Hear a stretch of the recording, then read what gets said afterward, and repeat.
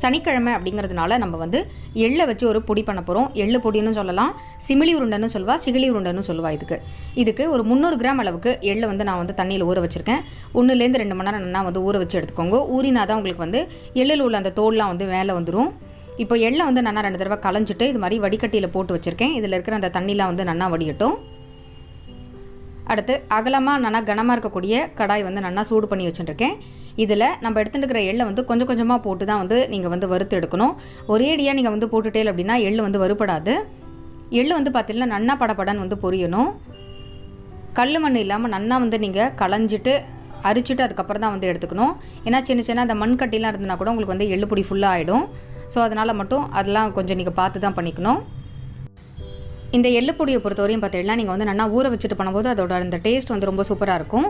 இது வந்து நீங்கள் வெள்ளை எள்ளுலையும் பண்ணலாம், கருப்பு எள்ளுலையும் பண்ணலாம். ஆனால் கருப்பு எள்ளில் பண்ணும்போது அதோட அந்த வாசனை வந்து பார்த்தீங்கன்னா ரொம்ப நல்லா இருக்கும்.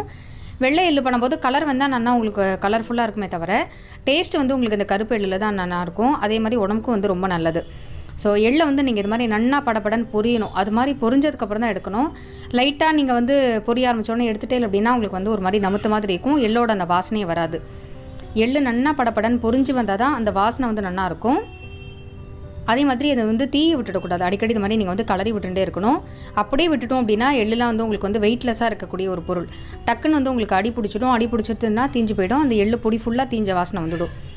கொஞ்சம் அகலமான நம்ம வந்து கடாய் எடுத்துட்டோம் அப்படின்னா உங்களுக்கு வந்து வெடித்து வெளியில் தரிக்காது, உள்ளுக்குள்ளேயே இருக்கும். கொஞ்சம் கொஞ்சம் தான் வெளில போகும். இதே நீங்கள் வந்து குட்டியான கடாய் எடுத்துட்டு எல்லாம் பாதிக்கு பாதி வந்து பார்த்தீங்கன்னா உங்களுக்கு வந்து வெளியில் தெரிச்சிடும். இப்போது எல்லா எள்ளையும் நம்ம இது மாதிரி வந்து வறுத்து எடுத்துட்டாச்சு. இப்போ இது வந்து நல்லா ஆறட்டும். ஆறினதுக்கப்புறம் என்ன பண்ணணும்னா ஒரு சல்லடையில் போட்டு நல்லா சலிச்சு எடுத்துக்கணும். உங்களுக்கு புடைக்க தெரிஞ்சால் புடைச்சி கூட எடுத்துக்கலாம். இப்போ நான் வந்து சல்லடையில் போட்டு நல்லா தேய்ச்சி சலிச்சு எடுத்துட்டேன். அதில் இருக்கக்கூடிய அந்த சின்ன சின்ன அந்த கருப்பு பொடிலாம் கூட போயிடும் உங்களுக்கு. இப்போ இதை வந்து மிக்ஸி ஜாரில் வந்து சேர்த்துக்கலாம். நான் வந்து ஒரு 2 தடவையாக பொடி பண்ண போகிறேன். ஒரு 2 கரண்டி அளவுக்கு தாராளமாக போட்டுட்டு முதல்ல இதை வந்து பொடி பண்ணி எடுத்துக்கலாம். எள்ளு பொடி பண்ணும்போது கண்டினியூவாக நீங்கள் வந்து மிக்சியில் போட்டு பொடி பண்ணக்கூடாது. கொஞ்சம் கொஞ்சமாக விட்டு விட்டு தான் பொடி பண்ணணும். இல்லைனா அதில் இருக்கக்கூடிய அந்த எண்ணெய்லாம் வந்து கசிய ஆரம்பிச்சிடும். இப்போ எள்ளு பொடி வந்து பண்ணியாச்சு. இதுக்கு தேவையான அளவு வெல்லத்தை வந்து பார்த்தீங்கன்னா நான் வந்து இது மாதிரி நசுக்கி எடுத்து வச்சுருக்கேன். அதை வந்து போட்டுக்கலாம். இது வந்து நல்ல வெல்லம் டக்குன்னு வந்து உங்களுக்கு பொடி ஆகிடுங்கிறதுனால போட்டேன். இல்லைனா நீங்கள் வந்து துருவி கூட சேர்த்துக்கலாம், இல்லை கையால் கூட கலந்துக்கலாம். மிக்சியில் சேர்க்கும் போது டக்குன்னு உங்களுக்கு வந்து எள்ளோட ஒன்றா கலந்துருங்கிறதுக்காக. ஆனால் நீங்கள் எடுத்துக்கக்கூடிய வெல்லத்தோட அந்த இது எப்படி இருக்குங்கிறத பார்த்து தான் நீங்கள் வந்து போடணும். இப்போ வெல்லத்தை சேர்த்து நல்லா பொடி பண்ணி எடுத்துட்டாச்சு. இதை வந்து ஒரு பாத்திரத்துக்கு மாற்றிட்டு இதே மாதிரி மீதி இருக்கிற அந்த எள்ளையும் வந்து வெல்லம் சேர்த்து பொடி பண்ணி எடுத்துக்கலாம். இப்போது எள்ளு எல்லாத்தையும் நம்ம வந்து பொடி பண்ணி எடுத்துட்டாச்சு. இப்போ எல்லாத்தையும் நம்ம வந்து ஒரு பேசனில் போட்டுட்டு இதை வந்து நல்லா ஒரு தடவை கலந்துட்டு அதுக்கப்புறம் தான் நம்ம வந்து உருண்டை பிடிக்கணும். நீங்கள் உருண்டையாகவும் பிடிச்சிக்கலாம், இல்லைனா நீங்கள் வந்து அப்படியே பொடியாகவும் பண்ணிக்கலாம். அது வந்து உங்களோட இஷ்டம் தான். எள்ளில் இருக்கக்கூடிய அந்த எண்ணெய் வராத அளவுக்கு நீங்கள் வந்து பொடி பண்ணணும். அதுதான் வந்து இதில் மெயின். இப்போது இதில் வந்து கொஞ்சமாக நம்ம ஏலக்காய் பொடி சேர்த்துக்கலாம். ஏலக்காய் பொடி சேர்த்துட்டு இதை வந்து நல்லா ஒரு தடவை கலந்து விட்டுக்கு போகிறோம். ஸோ உங்களுக்கு வந்து ஏலக்காய் பொடி வேணும் அப்படின்னா நீங்கள் வந்து போட்டுக்கோங்க, இல்லைனா நீங்கள் வந்து ஸ்கிப் பண்ணிடலாம். அது வந்து உங்களோட இஷ்டம் தான். இப்போ இதை வந்து நல்லா கலந்து விட்டுட்டு அதுக்கப்புறம் வந்து சின்ன சின்னதாக நம்ம வந்து உருண்டை பிடிச்சிக்கலாம். எள்ளு பொடியாகவும் கொடுக்கலாம், உருண்டையாகவும் கொடுக்கலாம். நான் வந்து முன்னாடி சொன்ன மாதிரி உங்களோட இஷ்டம் தான் அது. எள்ளு வெல்லம் எல்லாம் சேரும்போது வந்து பார்த்திங்கன்னா அதோட அந்த டேஸ்ட் வந்து ரொம்ப சூப்பராக இருக்கும். இப்போது சின்ன சின்னதாக நம்ம வந்து உருண்டை பிடிச்சிக்கலாம். நம்ம வந்து ரொம்ப பொடி பண்ணிட்டோம் அப்படின்னா அந்த எள்ளில் இருக்கக்கூடிய அந்த எண்ணெய்லாம் வந்து கசிஞ்சு ஒரு மாதிரி இருக்கும். ஸோ அதனால் இது மாதிரி நீங்கள் வந்து பொடி பண்ணால் தான் நல்லாயிருக்கும். இப்போ இதே மாதிரியே நம்ம வந்து எல்லா உருண்டையும் வந்து பிடிச்சிக்கலாம். பொதுவாக எள்ளு சம்மந்தமான அந்த பொருட்கள்லாம் வந்து பார்த்திங்கன்னா அடிக்கடி வந்து பண்ண மாட்டா. ஏதாவது விசேஷ நாட்களில் ஏதாவது நாள்கிழமை இது மாதிரி இருக்கும். எள்ளு எதுக்கு சேர்த்துக்கலாமோ அந்த டைமில் மட்டும் தான் சேர்த்துக்க முடியும், எல்லா நாள்லேயே பண்ண முடியாது. அப்போ நம்ம இது மாதிரி பண்ணும்போது குழந்தைகளுக்கும் இதெல்லாம் வந்து அப்பப்போ கொடுக்கணும். ஸோ கொஞ்சம் பண்ணி வச்சுட்டு குழந்தைகளுக்கும் கொடுத்தோம் அப்படின்னா உடம்புக்கு வந்து ரொம்பவே நல்லது. வெல்லமும் எள்ளும் சேரும்போது உடம்புக்கு வந்து பார்த்திங்கன்னா அவ்வளோ நல்லது. இப்போது இதே மாதிரி எள்ளு பொடி எல்லாத்தையும் நம்ம வந்து உருண்டையாக பிடிச்சிக்கலாம். இப்போ ரொம்பவே சூப்பராக நம்மளோட எள்ளு உருண்டை சிகிலி உருண்டை வந்து பார்த்திங்கன்னா ரெடி ஆகிடுங்க. உளுந்து வச்சு நம்ம வந்து ஒரு சாதம் வந்து கலக்க போகிறோம்.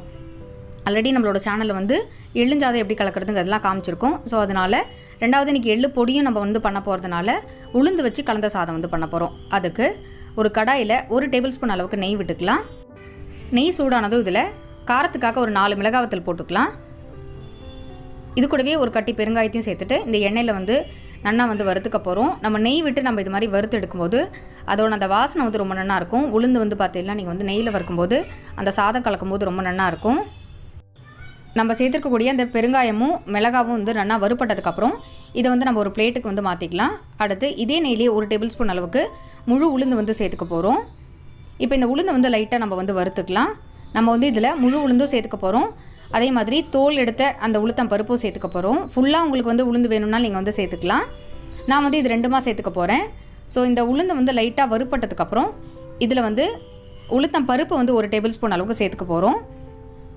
ஸோ இந்த பொடி வந்து நீங்கள் வந்து நிறையா பண்ணி வச்சுன்னு கூட அடிக்கடி சாதம் வந்து கலந்துக்கலாம். நான் வந்து இன்றைக்கி 1 கப்பு சாதத்துக்கு தேவையான அளவு அந்த அளவுக்கு தான் வந்து வறுக்கிறேன். இப்போ இந்த உளுத்தம்பருப்பு முழு உளுந்து 2த்தையும் வந்து நல்லா செவக்க வறுத்துக்கணும். உளுந்து வந்து அந்த நெய்யில் வந்து நல்லா படப்படன்னு பொரியணும். ஸோ அது மாதிரி பொரிய வச்சு எடுத்துட்டேன் அப்படின்னா சரியாக இருக்கும். அதனால தான் நம்ம வந்து முதல்ல இதை போட்டுட்டு அதுக்கப்புறமா வந்து உளுத்தம்பருப்பு சேர்த்துட்டோம். இப்போ உளுத்தம்பருப்பும் உளுந்து வந்து நல்லா வறுப்படுத்து இது ஒரு பிளேட்டுக்கு மாற்றிக்கலாம். அடுத்து இதே கடாயிலேயே 2 டேபிள் ஸ்பூன் அளவுக்கு துருவின தேங்காய் சேர்த்து வறுத்துக்க போகிறோம். நம்ம வந்து தேங்காய் எதுக்கு சேர்க்குறோம் அப்படின்னா உளுத்தம்பருப்பு மட்டும் நம்ம போட்டு சாதம் கலந்தோம் அப்படின்னா ஒரு மாதிரி ட்ரையாக இருக்கிற மாதிரி இருக்கும்.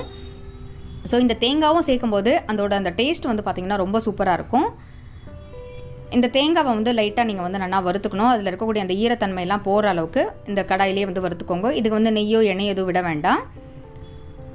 இப்போ தேங்காய் வந்து வறுத்தாச்சு. இது வந்து ஒரு பிளேட்டுக்கு நம்ம வந்து மாற்றிக்கலாம். இப்போது நம்ம வறுத்து வச்சுருக்கிற அந்த உளுந்து மிளகா அதுக்கப்புறம் தேங்காயெல்லாம் வந்து நல்லா ஆறிடுத்து இதை வந்து மிக்ஸி ஜாரில் சேர்த்து பொடி பண்ணிக்க போகிறோம்.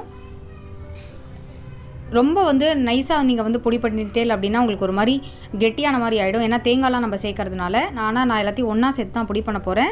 இப்போ இதுக்கு தேவையான அளவு உப்பு சேர்த்துட்டு தேங்காவையும் இது கூடவே சேர்த்து நல்லா வந்து பொடி பண்ணிக்கலாம். அதுக்குள்ளே வந்து பார்த்திங்கன்னா ஒரு பக்கம் நான் சாதமும் வச்சு நல்லா ஆற வச்சு வச்சுட்டுருக்கேன்.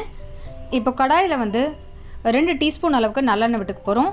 நான் வந்து இன்றைக்கி இந்த உளுந்தோரை பண்ணுறதுக்கு நெய்யும் தான் வந்து யூஸ் பண்ணியிருக்கேன். எண்ணெய் சூடானதுக்கப்புறம் இதில் 1/2 டீஸ்பூன் அளவுக்கு கடுகு சேர்த்துக்க போகிறோம். கடுகு பொரிஞ்சதும் இதில் 1/2 டீஸ்பூன் அளவுக்கு உளுத்தம்பருப்பு சேர்த்துக்க போகிறோம். சும்மா ஒரு ஃப்ளேவருக்காக நான் வந்து ஒரு மிளகாவும் வந்து சேர்த்துட்டுருக்கேன். இப்போ இந்த உளுத்தம்பருப்பு மிளகாய் எல்லாம் வந்து நல்லா பொரியட்டும். இது கூடவே கொஞ்சமாக கறிவேப்பிலையும் சேர்த்துட்டு நல்லா வந்து வறுத்துக்கலாம். உங்களுக்கு பிடிக்கும் அப்படின்னா நீங்கள் வந்து கடலைப்பருப்பு கூட சேர்த்துக்கலாம். நான் வந்து இன்றைக்கி வெறும் உளுத்தம்பருப்பு மட்டும் தான் சேர்த்துருக்கேன்.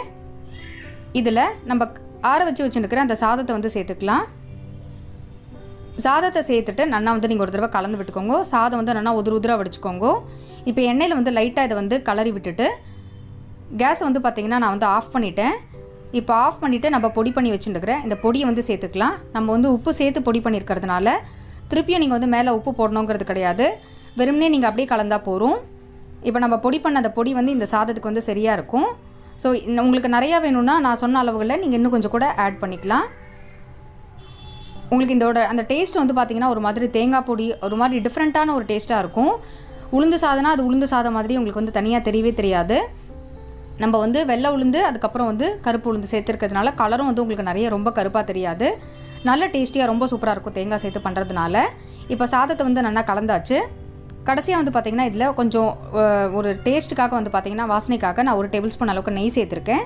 நெய் சேர்த்துட்டு இதை வந்து நல்லா ஒரு தடவை கலந்து விட்டுட்டோம் அப்படின்னா நம்மளோட உளுந்தோரை வந்து ரொம்ப சூப்பராக ரெடி ஆகிடுது. நீங்கள் ட்ராவல் டைமில் போகிற மாதிரி இருந்ததுன்னா கூட நீங்கள் வந்து ரைஸ் குக்கர் எடுத்துகிட்டு போகிற மாதிரி இருந்தால் இந்த பொடி பண்ணி எடுத்துட்டோம் அப்படின்னா நம்ம எங்கேயாவது க்ஷேத்திரத்துக்கு எங்கேயாவது போகிறோம் அப்படின்னா நம்ம வந்து தனியாக சமைச்சு சாப்பிட்ணுன்னா இந்த உளுத்தம் பொடி எடுத்துகிட்டு போயிட்டோம் அப்படின்னா நம்ம வந்து சாதம் வச்சு கலந்துக்கலாம். ட்ராவலுக்குலாம் உங்களுக்கு வந்து ரொம்ப சூப்பராக இருக்கும். இப்போ உளுந்தோரை வந்து ரெடி ஆகிடுது. எல்லோரும் இந்த உளுந்தோரையை வந்து ட்ரை பண்ணி பாருங்கள். நம்மளோட சேனலில் எள்ளுஞ்சாதத்தோட அந்த ரெசிபி வந்து இருக்குது. நான் வந்து லிங்க் உங்களுக்கு வந்து டிஸ்கிரிப்ஷனில் கொடுக்குறேன். தேவைப்படுறவா வந்து செக் பண்ணிக்கோங்க. ரொம்பவே சூப்பராக நம்மளோட உளுந்தோரை ரெடியாக எடுத்து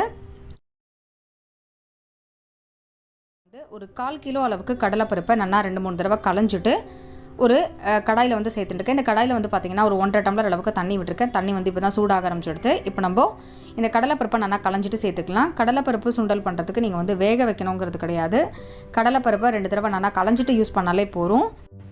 ஏன்னா டக்குன்னு வந்து உங்களுக்கு கடலைப்பருப்பு வெந்து வந்துடும். அதனால் ஊற வைக்கணுங்கிறது கிடையாது. இது மேலே இருக்கிற இந்த நுரையெல்லாம் நீங்கள் வந்து எடுத்துடலாம் அது கொதிக்கும் போதே. கடலைப்பருப்பு நல்லா ஒரு 3/4 வாசி வெந்ததுக்கப்புறம் இதில் தேவையான உப்பு சேர்த்துக்கலாம். நம்ம வந்து இதை வேக வைக்கும் போது உப்பு சேர்த்துட்டோம் அப்படின்னா அந்த கடலைப்பருப்பு உள்ளுக்குள்ளெல்லாம் போயிடும்.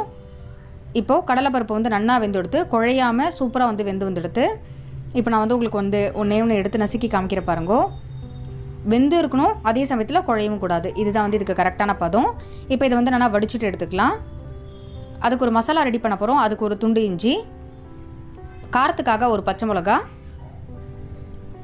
1 கப் அளவுக்கு துருவின தேங்காய் சேர்த்துட்டு இதெல்லாத்தையும் வந்து நல்லா பொடி பண்ணி எடுத்துக்க போகிறோம். காரம் உங்களுக்கு எவ்வளோ வேணுமோ அதுக்கு தகுந்த அளவுக்கு நீங்கள் வந்து போட்டுக்கோங்க. இப்போ கடாயில் 2 டேபிள் ஸ்பூன் அளவுக்கு எண்ணெய் வந்து விட்டுக்கலாம்.